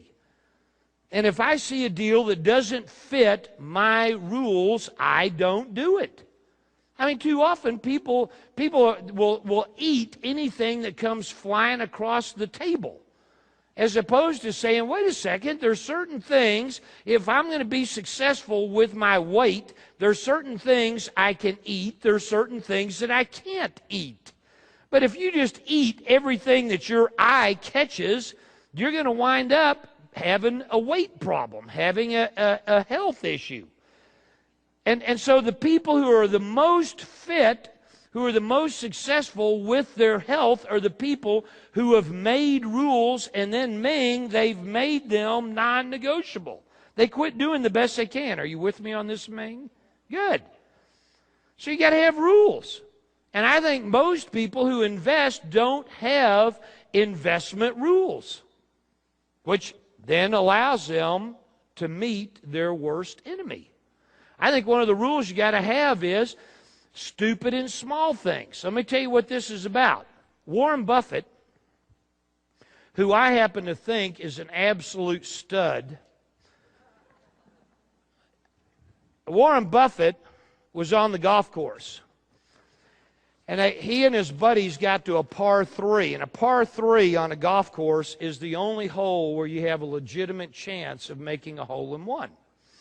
So they get up to the par 3, and Warren's all ready, and he's about to take a swing. And his buddies who are with him say, Warren, let's have a bet on this hole. Warren said, okay, what's the bet? They said, $20. $20, Warren. If you don't hit a hole-in-one, you give us $20. Warren said, well, what do I get if I do hit a hole-in-one? They said, well, we'll give you $20,000. If you hit a hole-in-one, we'll give you $20,000. If you don't hit a hole-in-one, you give us $20. Warren said, well, the problem with that is that that's only 1,000 to 1 odds. I mean, I could stand here and hit 1,000 golf balls, and probably one of them wouldn't go in the hole. I mean, it'd probably take me more like 10,000 before one went in the hole. So Warren said to him, all right, look, I'm willing to do the bet. I'll give you $20 if I don't hit a hole-in-one, but if I do hit a hole-in-one, you give me $200,000. They said, no deal. Warren said, well, then I'm not going to take the bet. They said, Warren, it's $20. Son, you got $45 billion. You're so rich, you're giving 32 of it to your friend Bill Gates to give away. Last year, Warren Buffett's income net was $100 million a week. A week. Warren said, no bet. They said, Warren, it's $20. Warren said, bad odds. They said, Warren, it's $20. Warren said, stupid in small things, stupid in big things. Write that down. Stupid in small things, stupid in big things. You know what's keeping you from becoming as rich as you want? It's not the big things. People are pimping their rides. They're pimping their computers, they're pimping their clothes, they're pimping their vacations, they're pimping their houses, and then they don't have skills and tools. They don't know what's causing them to make money in real estate over the last 3 or 4 years, and therefore they're doomed to lose it. They're just following the herd. What are the Joneses doing? Oh, I'll do that too. Do you know that out of 100 people, by the time they get to 65, only 2 will be financially self-sustaining? 2 out of 100 by the time they get to 65, 2 out of 100 will be financially self-sustaining? Holy cow, if you look around to see what everybody else is doing, you're going to wind up like them. That's the problem. See, stupid and small things, that has to be a rule. You have to have a rule, and this is one of my rules, speed kills. The faster you try to do anything, the harder it is. The faster you try to get rich, the faster you try to get healthy, the faster you try to create a great relationship. The faster you try to do anything, the harder it is. See, the problem is there's 2 kinds of time. There's 2 kinds of time, and we don't do a good job of making a distinction about this. There's vertical time, that's 24 hours. And then there is horizontal time. Well, horizontal time is a lifetime. And most people wind up using the wrong kind of time. Let me give you an example. Let's suppose that we lived in a valley, and in our backyard is a 300-foot high dam that's going straight up, that's holding back this huge body of water. So there's a dam holding back this huge body of water. We wake up in the morning, we go outside onto our patio, we look up at the dam, we're drinking our coffee, and we see a crack in the dam. What do we say? Damn. We go inside, we look in the yellow pages under dam repair people. We call the dam repair person. The dam repair person comes out, looks at the dam, and says, I can fix the dam. You say, how long? The dam repair person says, 24 hours. It's going to take me 24 hours. How would you like for me to do this? Would you like for me to repair your dam in 24 straight hours, or would you like for me to spend 30 minutes a day for the next 48 days? How do you want me to repair the dam? You say, 24 straight hours. Let's get this thing fixed, right? So while the dam repair people are fixing the dam, you think to yourself, well, I've always wanted to grow a tomato plant. So while the dam repair people are fixing, you go to the nursery. And you get to the nursery and you find a pot and you find the soil and the fertilizer and the right kind of mineral water and the grow lights, and you get the little tomato seeds, and you're about to check out, and you say to the nursery person, how much of my time is it going to take from the time I plant the seed until I eat a tomato? How much of my time? And the nursery person says, it's going to take 24 hours. So when you get home, Do you plant the little seed, put some water on it, put some fertilizer on it, put the grow light on it, put the sand and loam in there, spray it for bugs, dig the seed up, replant the seed, go through this 24 hours just digging it up, planting it, putting the fertilizer on it, putting the grow light on it, spraying it for bugs. Do you do that for 24 straight hours, or do you spend 30 minutes a day for the next 48 days?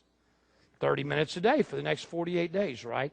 Anything that requires lots and lots and lots of vertical time is called a crisis.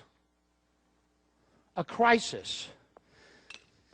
And speed is not your friend when it comes to creating wealth. Wealth is built based on compounding, and compounding takes time. So speed is not your friend when it comes to money, because every time you feel like you want to go fast, now all of a sudden you slip into your emotions instead of using your intellect. Look at the money you've lost. Look at the money you lost and think about it, how long it took you to make that much money. I mean, maybe you've invested $40,000. It might have taken you 2 years to save up $40,000. Maybe you only invested $5,000 and lost it. I mean, maybe you can earn $5,000 in a month. I'll guarantee you, however much money you've lost, you didn't spend very much time. You didn't even spend a fraction of how long it took you to make it in order to make the decision to invest it and lose it. Is that true? Yeah. Holy cow, what are we doing? There's a reason why we're not rich. We're not using our brain. We're using our glands and our emotions. Speed kills. I love this cartoon that you're about to see, so watch this on the monitor up here. Here we go.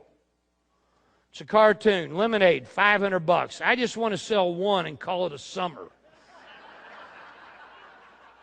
That's what most people are doing. Right there. They're trying to get there so quick that they'll never be successful. I think that's a problem. And core competence. Look, if one of your rules has to be core competence. If you're going to invest money, it needs to be in something you know something about. Here's what core competence looks like to me. Core competence. Every time you invest money inside of your core competence, you're investing. And every time you put money in something outside of your core competence, you are speculating. You're gambling. You're hoping to get lucky. That's what you're doing. I remember when I was raising lots and lots of money, one of the things that I would do is if I had a real estate deal, I never took it to other real estate people. I always took my real estate investments to people who were doing oil and gas. Because those guys are all looking over the fence going, holy cow, look how much money all those real estate people are making. But they had no competence. If I wanted to do an oil and gas deal, I never took it to oil and gas people. I took it to the real estate people. All the real estate people are sitting there going, holy cow, look how much money those oil and gas guys. You can take any deal to a doctor and a lawyer. I mean, think about it. If you have to be very clear about what your competence is. What are you good at? What do you know something about? And what most people do is most people lead with their money. So you can make your core competence get bigger. You're not stuck with what you got. Everybody in here knows a bunch about something. Everybody in here knows a bunch about something. It'd be very difficult for somebody to pull the wool over your eyes on what you know a lot about. But what you know a lot about is this size right here. This is how big it is. In order to increase the size of your core competence, you begin spending time, and you start surrounding yourself with people who are experts. You spend time, you invest time, and pretty soon you have expanded your core competence, And now the investment is inside your core competence. But you don't lead with your money. And that's the problem. Most people hear about something and they start chunking money at it as opposed to saying, let me invest my time and learn about what I'm about to put my money into. Does that make sense? It's very powerful. I saw this cartoon, and this reminds me of kind of how we tend to do it. Through the hoop, Bob, through the hoop. We got a turtle trying to jump through a flaming hoop. I mean, the problem is the little turtle has no core competence. The little turtle can't jump through the hoop. But we're sitting there urging the thing along, and it's totally outside of our core competence. Critical thinking means asking questions. The better the questions, the better the thinking. Tony Robbins, I love him. Sandy and I do a lot of work with that organization. In fact, we're very fortunate. We're on the board of directors of his foundation, which is a very powerful foundation. Tony Robbins says that the quality of your life is a direct reflection of the quality of the questions that you ask yourself. The quality of your life is a direct reflection of the quality of the questions you ask yourself. And I think most times people ask themselves either horrible or debilitating questions. I think the most powerful question you can ask yourself is the question you're about to see on the screen. It's by far the most singularly most powerful question you can ask yourself in any aspect of your life, investing, business, anything. Anything.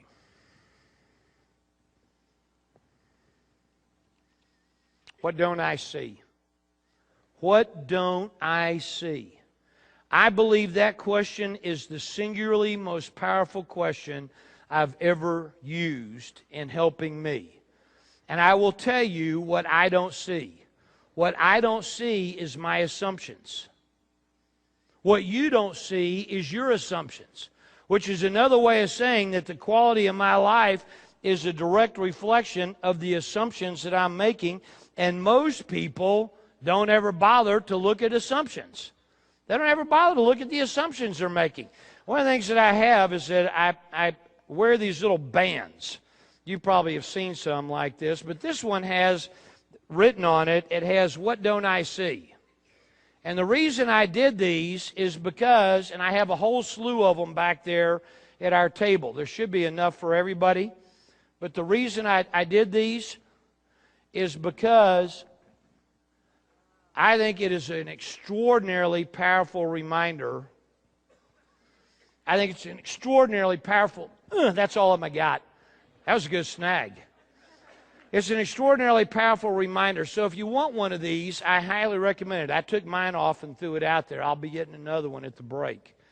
It's an extraordinarily reminder to keep me focused. What's going on in my life is a direct result of unquestioned assumptions. What I don't see is what costs me money over and over again. And I'm going to suggest to you that what you don't see is what's busy costing you money. And if you'd like to have one of those little bands come back to our table, we'd be happy to give you one. I'm going to be around actually all afternoon. I'm going to be here this evening. I'm going to be here all day tomorrow to be able to answer questions, to be able to interface with you. I mean, Sandy and I own a number of businesses, and we teach because that's what I want to do.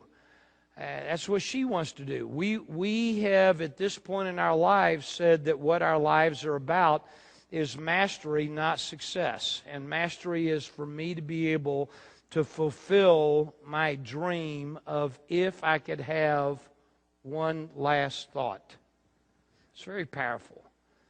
If you could have one last thought and then you died, what would you want that last thought to be?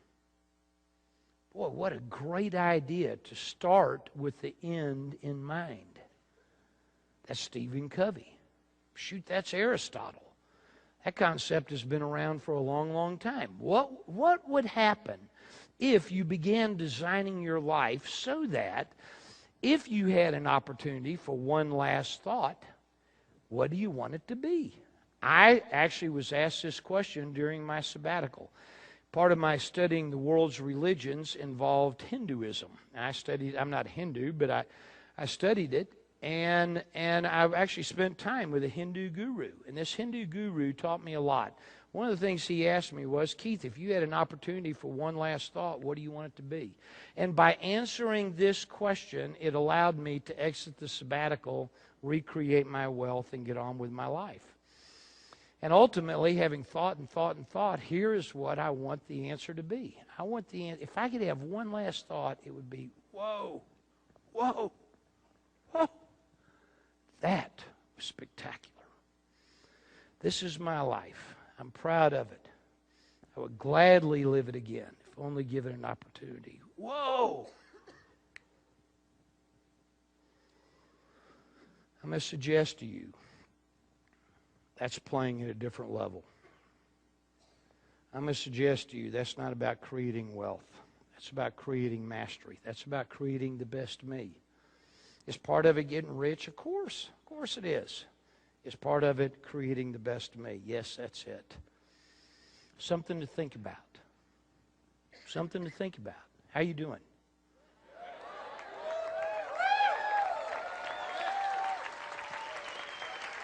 Thank you. Thank you. Thank you. Thank you. It's extraordinary to me if you think about the human spirit. I mean, today we live in the information age. And I'm telling you, if the key to being successful was to have tons of information, everybody would be there.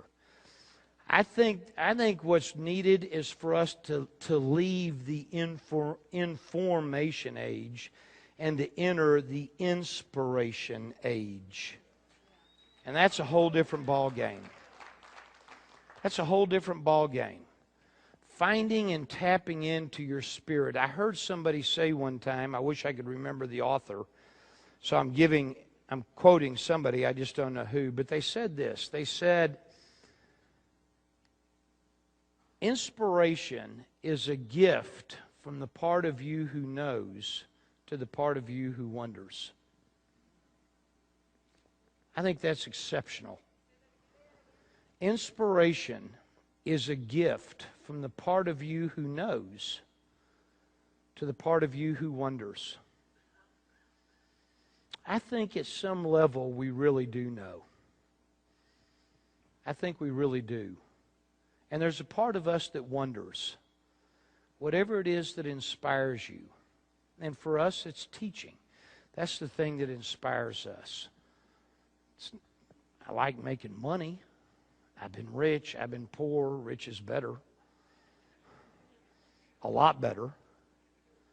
But it just gives me more options. That's all it does. Getting rich doesn't inspire me. There's other things that inspire me. So whatever it was that you just tapped into when we were talking a second ago, that is the part of you who is inspired.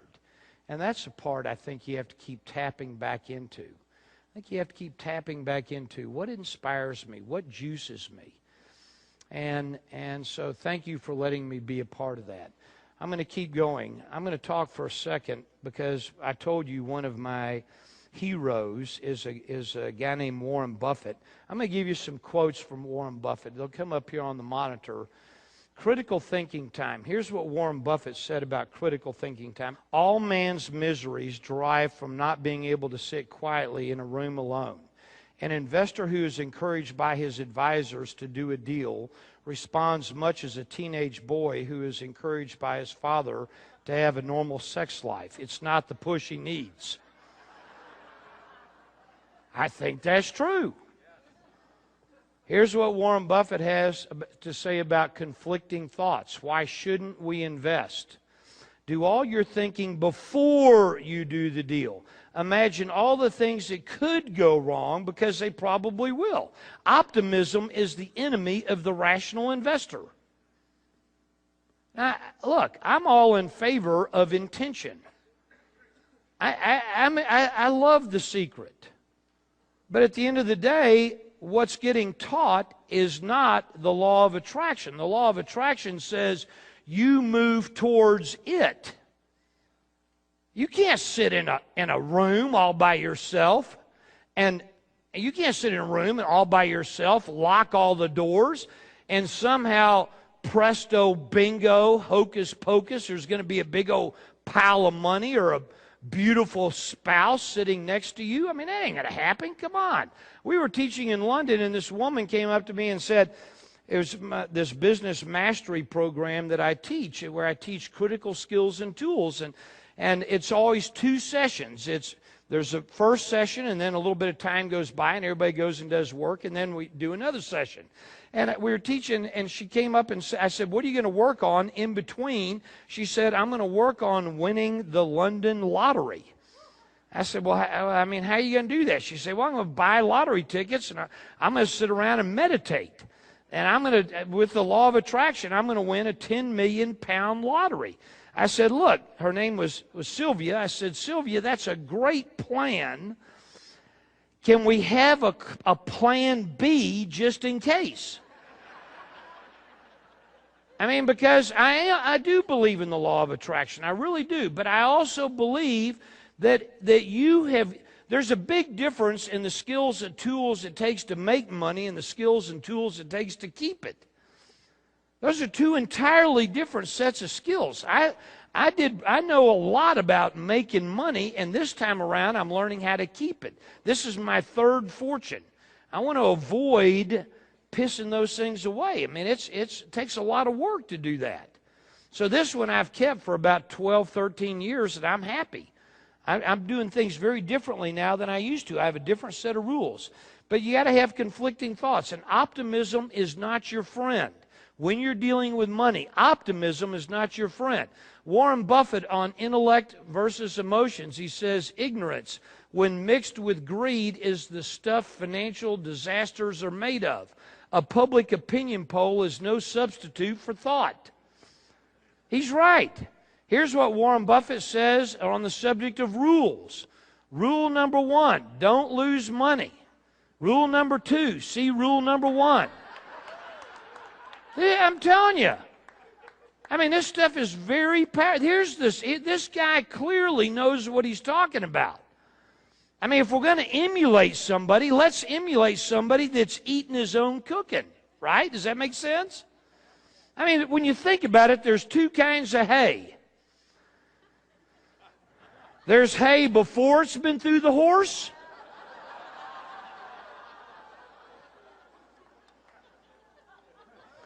And I think there's a lot of people out there that are grazing on the hay that's already been through the horse. And then they're wondering why they're not getting big and plump and fat. They're eating the wrong thing. Look, if you're going to model somebody, make sure you model somebody that's actually doing what they teach. Speed. I love this. Watch this. Here's what Warren Buffett says about speed. We adopt the same attitude one might find when looking for a spouse. It pays to be active and open-minded, but it does not pay to be in a hurry. You cannot produce a baby in a month by getting 9 women pregnant.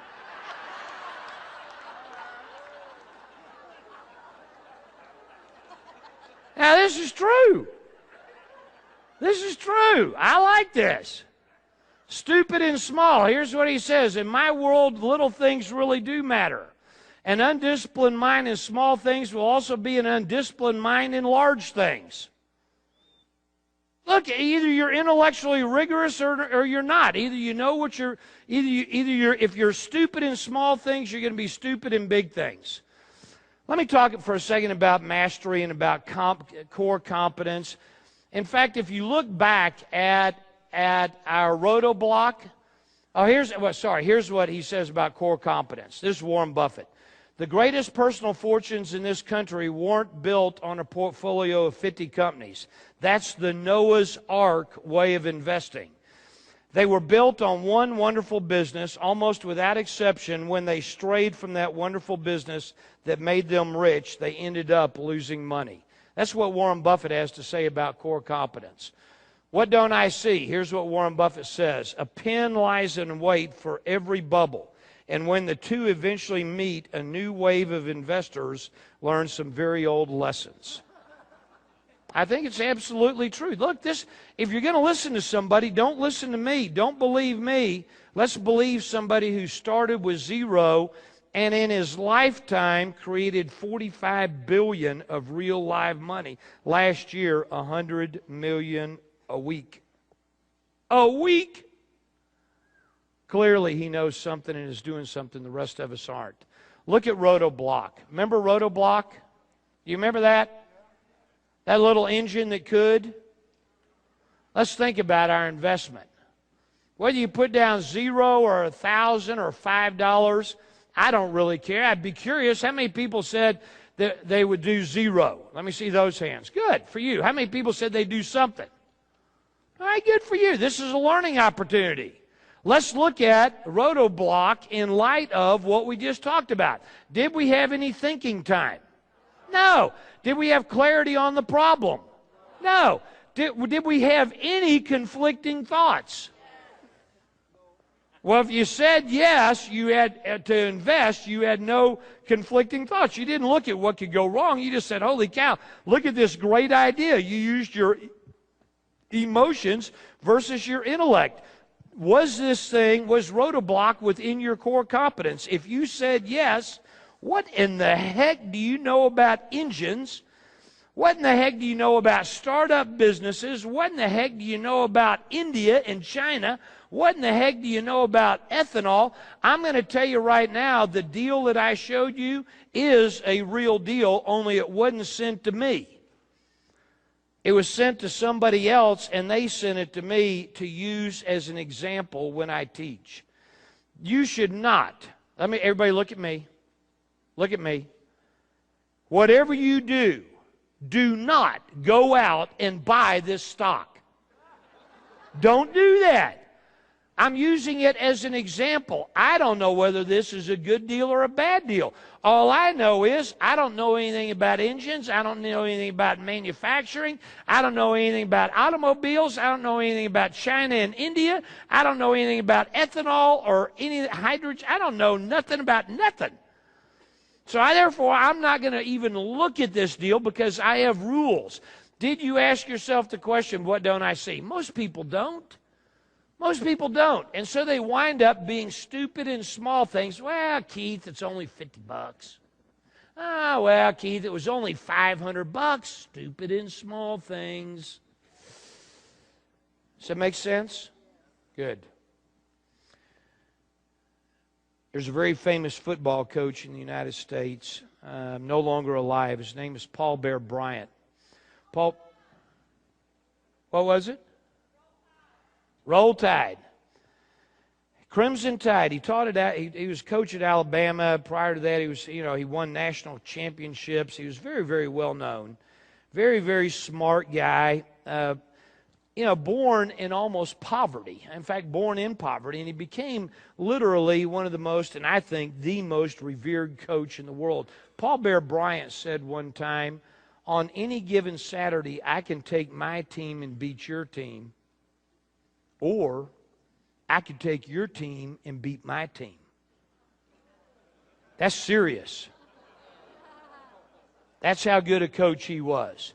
Paul Bear Bryant died a few years ago. And when they found him and looked in his billfold, they found what I am about to read you. He carried this around with him for 40 years.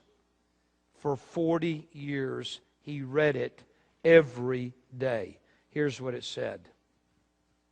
This is the beginning of a new day. God has given me this day to use as I will. I can waste it or I can use it for good. What I do today is very important because I'm exchanging a day of my life for it. When tomorrow comes, this day will be gone forever, leaving something in its place that I've traded for it. I want it to be gain, not loss, good, not evil, success, not failure, in order that I shall not forget the price I paid for it. That, to me, is extraordinary. This is the beginning of a new day. I will suggest to you that you will not find what you're looking for. What is required of you is not a search. What is required of you is a decision. A decision on who it is I want to create. What are the skills and tools that I need to learn? Mediocrity hates decision. Masters embrace decision. If you've learned something over the last 2 hours, if you've made any notes, if this is what I was able to do for you in 2 hours, imagine what I could do for you in 100. If you need help and skills, this is the beginning of the new day. All I can tell you is I appreciate your allowing me to be here today. I appreciate the opportunity that Harv has given all of us to continue our education. And I truly, truly, truly hope that you decide that you will continue your business education with us. I will be here all through lunch. I will be here all this afternoon. I would love to answer your questions, and I am grateful for the opportunity to have played a part in your education. Thank you. Let's hear it for Keith Cunningham.